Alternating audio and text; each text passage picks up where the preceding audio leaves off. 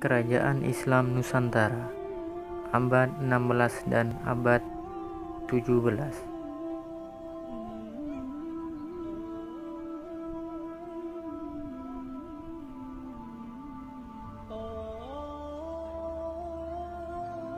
Kerajaan Aceh Darussalam.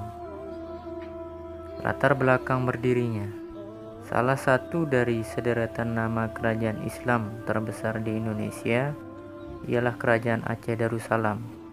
Kerajaan ini berdiri pada tanggal 12 Dzulqa'dah tahun 916 Hijriah atau tahun 1511 Masehi, bersamaan dengan jatuhnya Malaka ke tangan Portugis. Sebenarnya tatkala orang-orang Portugis mulai menginjakkan kaki di Malaka, yaitu pada awal abad ke-16, Aceh masih merupakan kerajaan taklukan kerajaan Pedi yang terletak di Sumatera Utara. Akan tetapi, berkat jasa Sultan Ali Muhyiddin Syekh Aceh, akhirnya mampu melepaskan diri dari pengaruh Pedi dan menjadi kerajaan yang berdaulat penuh. Dan bahkan pada babak berikutnya, Acehlah yang kemudian menjadi sentral kekuasaan di wilayah Sumatera Utara tersebut. Pasai atau Daya termasuk pula Pedi yang dulunya menjadi kerajaan atasan Aceh.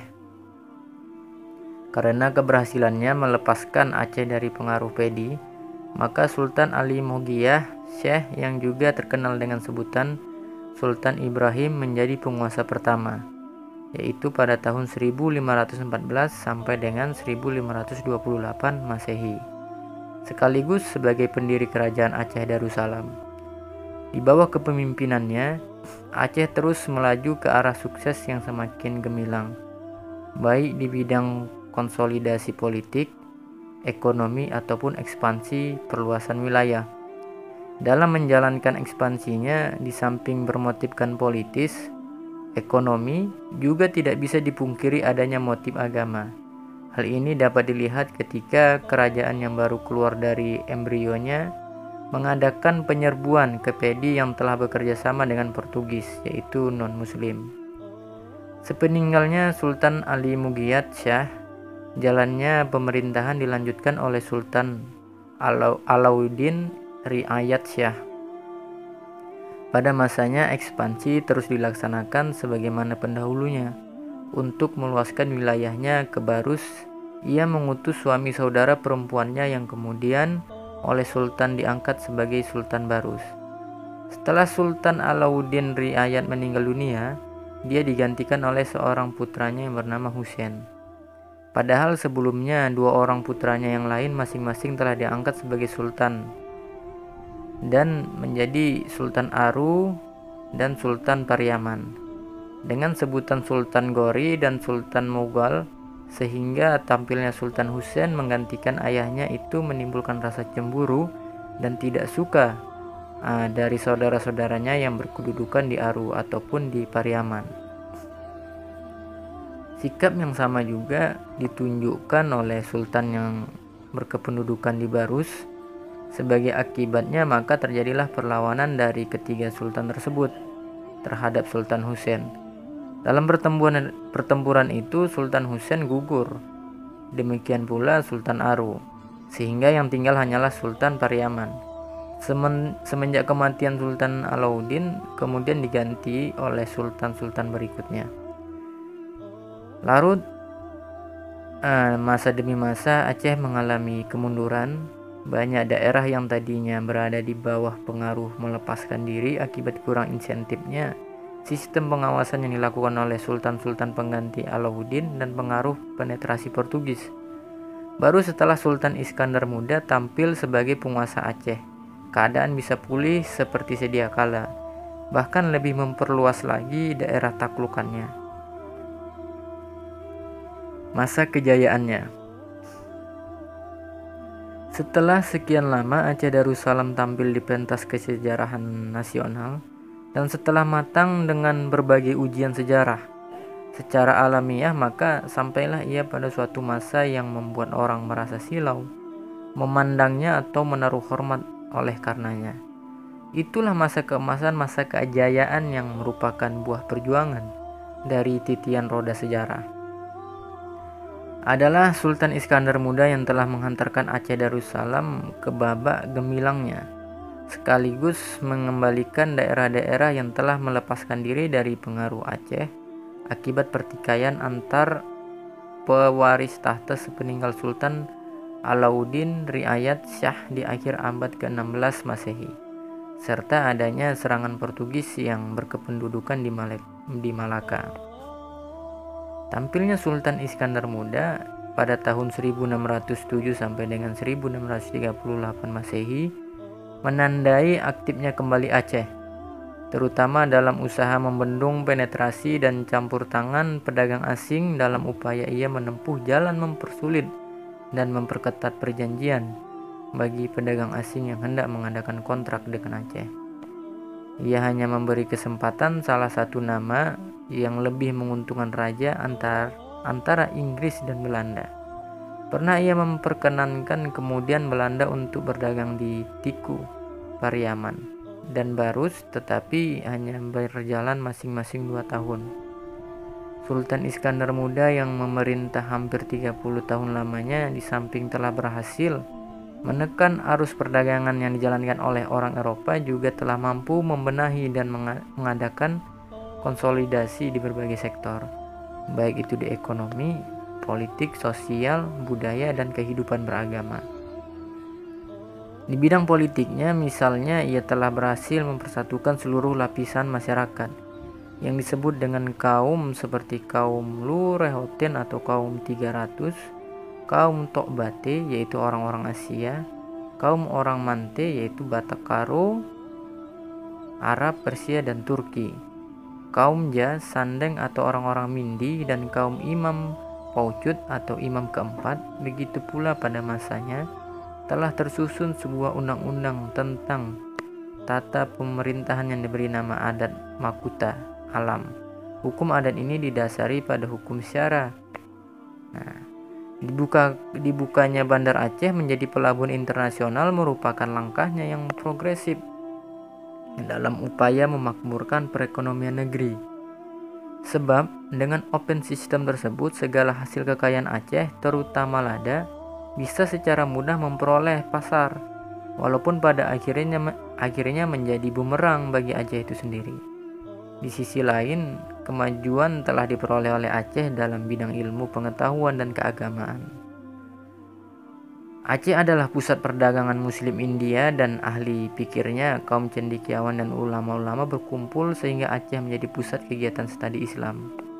Lembaga-lembaga kajian ilmiah tersebut terdiri atas yang pertama Balai Sertia Ulama, yaitu Jawatan Pendidikan, yang kedua Balai Jamaah Himpunan Ulama, Balai Sertika Hukama, Maunasah, Kangkang, Daya atau Aliyah. Terus yang keempat yaitu Daya Tekuci, yaitu perguruan tinggi.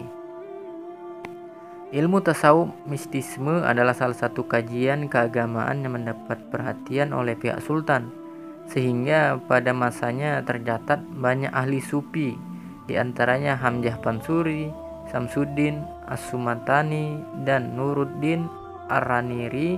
Untuk yang terakhir ini kurang mendapat simpati dari Sultan Iskandar Muda. Dapat dibayangkan betapa gemilangnya Aceh Darussalam di masa keemasan yang dibimbing dan diarahkan oleh Sultan Iskandar Muda. Ini merupakan suatu indikasi betapa suatu usaha itu bila diupayakan dengan segenap perhatian dan keseriusan akan membuahkan hasil yang cukup menyilaukan. Jadi wajar jika Aceh saat itu menjadi batu sandungan bagi Imperium Barat yang berusaha mencengkram seluruh wilayah Nusantara secara utuh, baik itu Belanda, Inggris maupun Portugis. Sungguh sangat disayangkan, di akhir masa jabatannya, ketetapan sistem yang pernah ia berlakukan terhadap pedagang-pedagang asing, yaitu dalam hal ini Belanda, itu terpaksa menjadi longgar karena kekalahan yang diderita ketika mengadakan serangan ke Melaka pada tahun 1629. Akibatnya ia menjalin hubungan dengan Belanda sebagai mitra kerja menghadapi Portugis di Malaka. Selanjutnya masa kemunduran.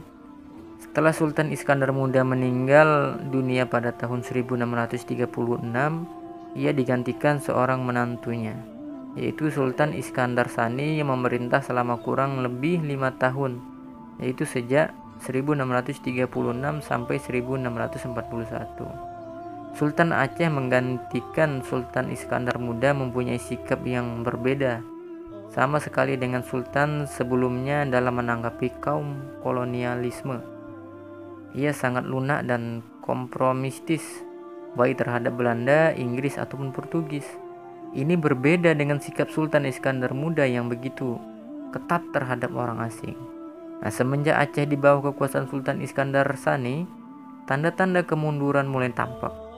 Hal ini disebabkan oleh adanya campur tangan orang-orang asing yang mendapat kesempatan dari Sultan secara longgar. Kemunduran Aceh ini semakin terasa setelah Sultan Iskandar Sani wafat dan digantikan istrinya, Sultanah Tajul Alam Syapituddin Shah, yang memerintah pada tahun 1641 sampai dengan 1675. Maka roda pemerintahan yang dulunya begitu kokoh kini nampak ringkih dan goyah. Wilayah Aceh yang meliputi daerah-daerah tidak dapat lagi dikuasai oleh sultanah, sehingga nampak seolah-olah tidak ada lagi kekuatan untuk mempertahankannya. Banyak daerah bawahan yang melepaskan diri dari kekuasaan Aceh. Demikian halnya dalam masalah ekonomi yang kian terasa tidak stabil akibat ulah pedagang-pedagang asing yang kian terasa kuasanya dan sudah mulai menerapkan politik adu domba. Sementara situasi dalam negeri sudah nampak tidak sehat karena para kapitalis semakin merajalela dalam penguasaan di bidang materi tanpa ambil peduli suasana perekonomian kerajaan yang sedang dilanda resesi barat. Terpaksa Sultan menghadapi tindakan menjalin kerjasama dengan Belanda. Langkah ini dilakukan semata-mata untuk mempertahankan Aceh dari gilasan dan serbuan kaum kolonialisme. Sebagaimana yang telah terjadi di Malaka, maka dasar niat untuk memonopoli sudah bersarang di hati Belanda semenjak mereka menginjakkan kakinya di muka bumi di Nusantara ini. Maka sikap sultanah tersebut dijadikan suatu momentum untuk lebih menancapkan cengkeraman kuku imperialismenya. Hal ini terbukti dengan berbagai fasilitas dan kesempatan yang diberikan kepada mereka. Maka akhirnya Belanda mendirikan kantor dagang mereka di Padang dan Salida. Walaupun tindakan Belanda itu telah diperingatkan oleh sultanah, namun rupanya mereka tidak menghiraukan. Sultanah Tajul Alam Syapituddin Shah wafat tahun 1675 dan digantikan oleh Sultan wanita Nurul Alam Nakiatuddin atau tak jelas asal-usulnya, yang memerintah mulai di tahun 1675 sampai dengan 1678. Kehadirannya tak juga bisa mengentaskan kerajaan dari berbagai kemelut yang ada. Begitu pula ketika digantikan oleh putrinya, yaitu Raja Sertia, Aceh tetap dirundung kemelut yang berkepanjangan. Baru setelah ulama-ulama dan tokoh masyarakat Aceh melancarkan perlawanan terhadap Kompeni pada tahun 1873 sampai 1904 seperti Habib Abdurrahman, Teku Umar, dan istrinya Cik Ditiro, Panglima Polim, dan lain-lain, Aceh naik lagi karismanya. Dua faktor yang penting mengakibatkan kemunduran kerajaan Aceh Darussalam yaitu masing-masing faktor internal dan faktor eksternal. Faktor internal yaitu pertama diakibatkan oleh lemahnya sultan pengganti Sultan Iskandar Muda dalam mengendalikan jalannya pemerintahan, yang menjadi sebab lepasnya daerah-daerah yang berada di bawah pengaruh Aceh dan berusaha berdiri sendiri sehingga lebih memudahkan pihak luar untuk memecah belah persatuan.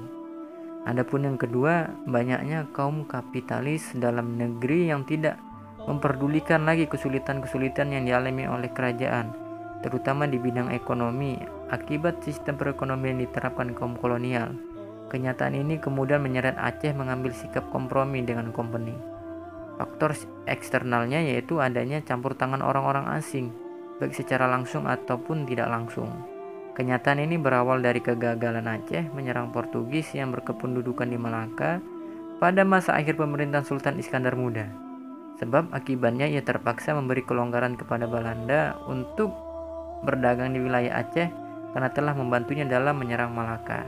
Campur tangan inilah yang terus berkelanjutan terus tanpa bisa ditolaknya oleh pewaris-pewaris tahta berikutnya sampai pada akhir Aceh meminta perlindungan kepada Kompeni. Sistem politiknya. Berbicara mengenai sistem politik di Kerajaan Aceh Darussalam bisa diklasifikasikan itu paling tidak menjadi dua. Yang pertama periode sebelum Sultan Iskandar Muda pada tahun 1514 sampai 1607 dan periode semenjak bertahtanya ke belakang.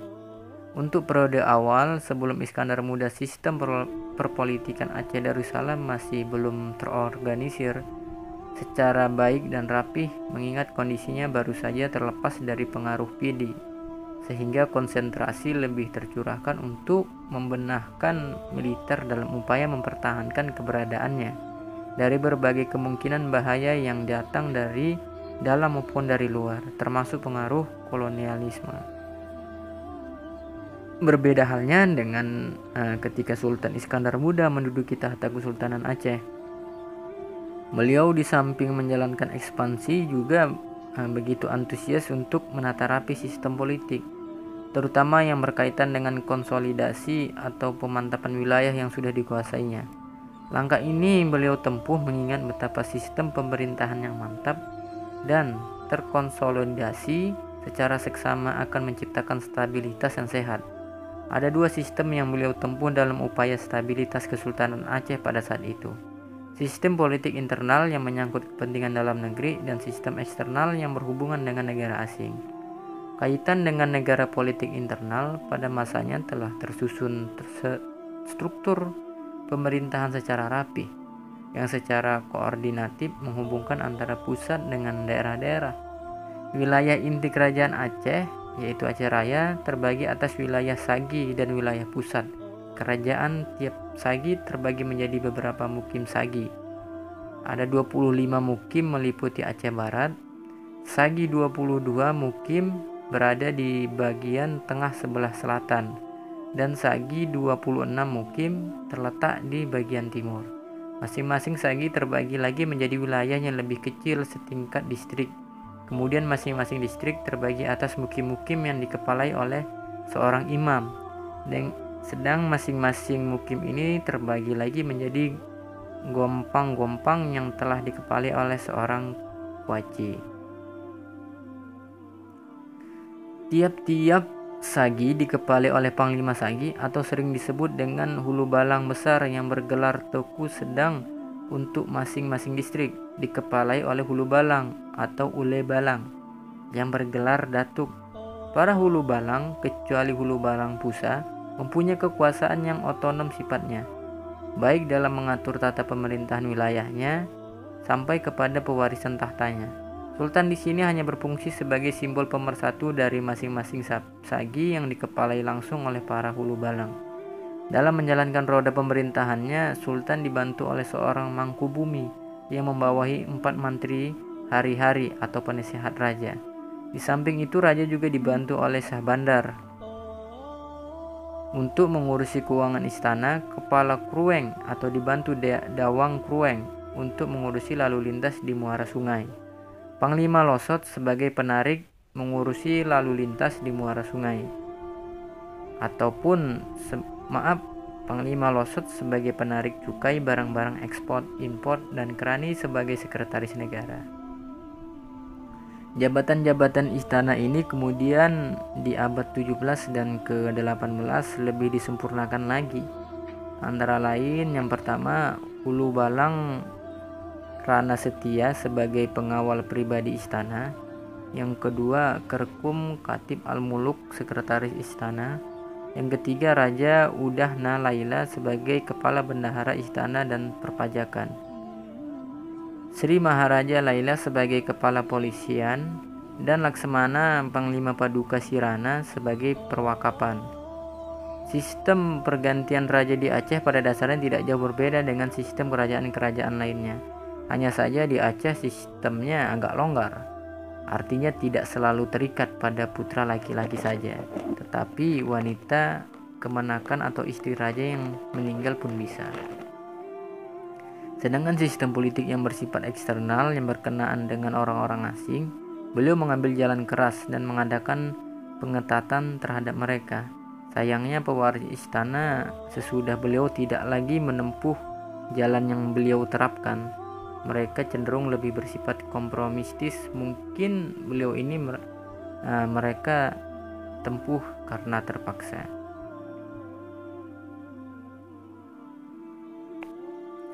Selanjutnya,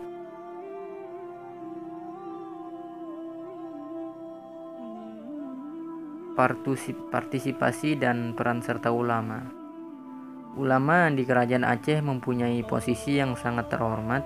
Hal ini terjadi karena di samping kerajaan yang berpusat di Banda Aceh itu memakai Islam sebagai landasan geraknya, juga disebabkan adanya perhatian yang serius dari para raja yang berkuasa di Aceh dalam memandang betapa pentingnya ulama dan ilmu yang dimiliki untuk mengendalikan atau media kontrol jalannya pemerintahan yang baldatun thayyibatun wal rabbun ghafur, serta mendapat ridhonya sesuai dengan firman Allah atau hadis Nabi yang menyatakan bahwa terdapat dua golongan yang apabila keduanya baik maka menjadi baik pula manusia, akan tetapi apabila keduanya rusak maka rusaklah manusia. Mereka itulah ulama dan umara atau pemerintah. Suatu bukti bahwa kerajaan memberikan perhatian yang lebih terhadap keberadaan ulama, yaitu dengan ditempatkannya ulama pada posisi teras kerajaan, baik sebagai mangku bumi atau pejabat lainnya. Mungkin masih segar dalam ingatan kita dari sederetan pahlawan-pahlawan nasional yang berasal dari Provinsi Aceh, seperti Habibur Rahman, Tengku Umar, Cut Nyadin, Cut Mutia, Panglima Polim, dan Cik Ditiro. Mereka secara keseluruhan adalah pejabat-pejabat teras kerajaan yang ada sebagai mangku bumi, seperti Habib Abdurrahman sebagai kepala Sagi atau Hulu Balang Besar, seperti Tengku Umar dan sebagainya. Disinyalir bahwa suatu wilayah di Aceh yang secara khusus diserahkan pengelolaan dan penguasaannya kepada ulama, yaitu Masjid Raya dan sekitarnya. Di sana Sultan tidak memerintah langsung, tetapi dilimpahkan kepada hakim tertinggi kerajaan Tengku Kadil Malikul Adil dan Panglima Masjid Raja. Ini menunjukkan betapa besar perhatian kerajaan terhadap keberadaan ulama. Indikasi ini yang bisa kita jadikan titik pandang untuk melihat peran ulama di Aceh Darussalam. Inilah adanya lembaga-lembaga yang sengaja diberi restu oleh Sultan untuk menghimpun para ulama dalam mendiskusikan berbagai macam keagamaan, seperti Balai Jamaah Himpunan Ulama dan Balai Setia Hukama. Dari uraian yang saya jelaskan di atas, maka jelaslah bahwa peranan dan partisipasi ulama sangat intensif, sehingga wajar apabila di Aceh, kota Serambi Mekah ini muncul ulama-ulama besar dengan berbagai karya ilmiahnya yang berbobot, seperti Hamzah Pansuri, Nurdin Ar-Raniri, Samsuddin As-Sumantrani, dan Abdul Raub As-Singkeli.